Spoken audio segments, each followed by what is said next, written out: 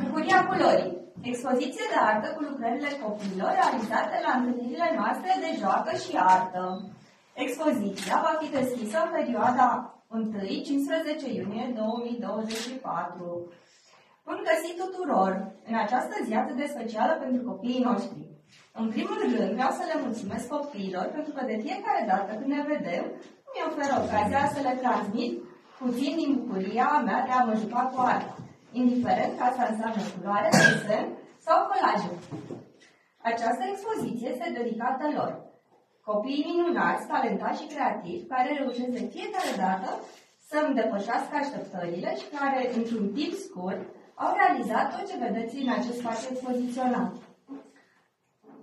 Sunt tare mândră de ei și mă bucur că după cele câteva luni de când ne vedem, copiii care înainte poate că se supărau atunci când apărea o pată răzleață pe desen sau care uneori nu împărțeau ușor sau nu erau atât de deschiși să dăruiască, au învățat că petele accidentale pot să ducă la o creație nouă, interesantă, inedită, care altfel nu ar fi existat.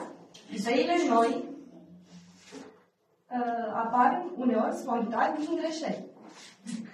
Îmi place să-i văd cum descoperă nuanțele noi pe paletele de culori și cum împart între ei atunci când nuanțe de culoarea pielii, cum zic ei, sau turcoaz, rozuri sau orice,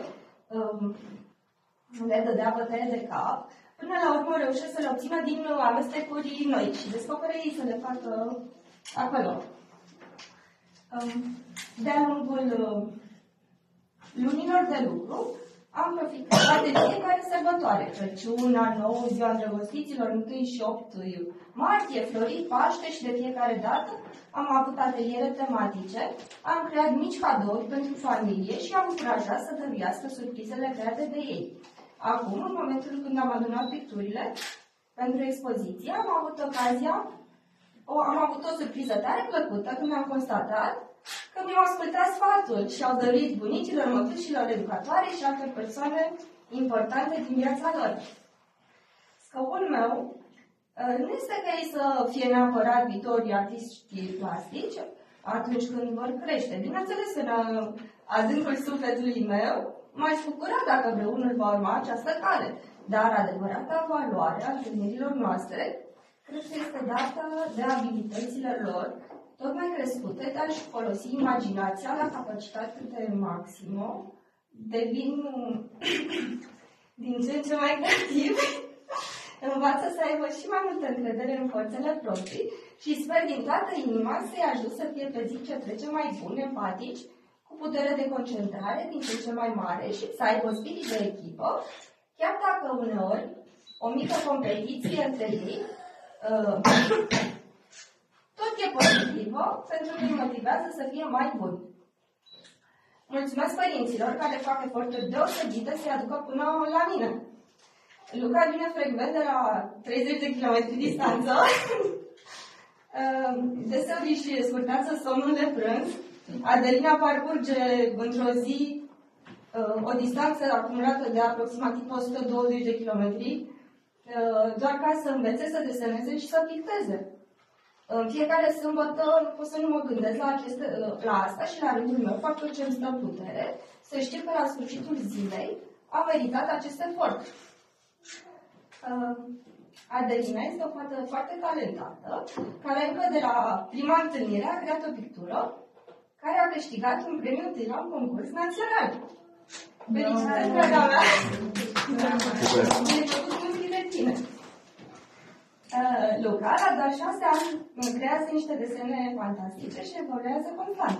Emma vine de foarte puțin timp, dar simte culoarea, armonizează frumos, învață repede și, în general, umple spațiul de bucurie.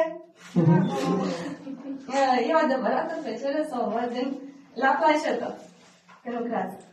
Eva, care astăzi nu este aici, dar va asculta înregistrarea, este în afară de Mania, cea care a petrecut cel mai mult timp în atelierul meu. A evoluat mult, a căpătat curajul de a folosi liber culorile. A realizat multe picturi, dintre care a dăruit celor din jurul ei, familie, familiei multe dintre aceste picturi. Maria, efectiv, a crescut lângă șevaletul meu. Tot timpul asta. De mică, mi-a luat penselele cărbunii, a desenat pe buzele mele, mă vedeam obligată să aștept să adoarmă ca să corectez unele intervenții ale ei pe picturile mele.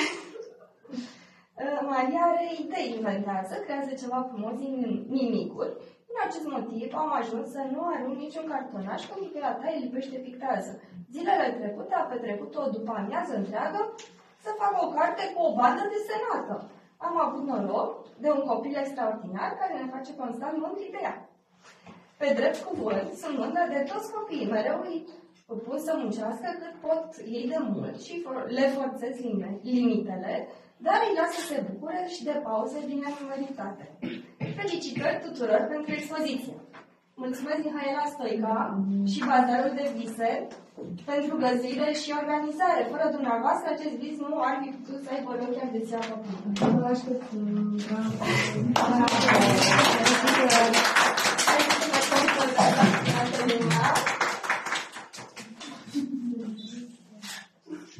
și cu doamna Mihaela, vă rog. Hai, dă-mi aici.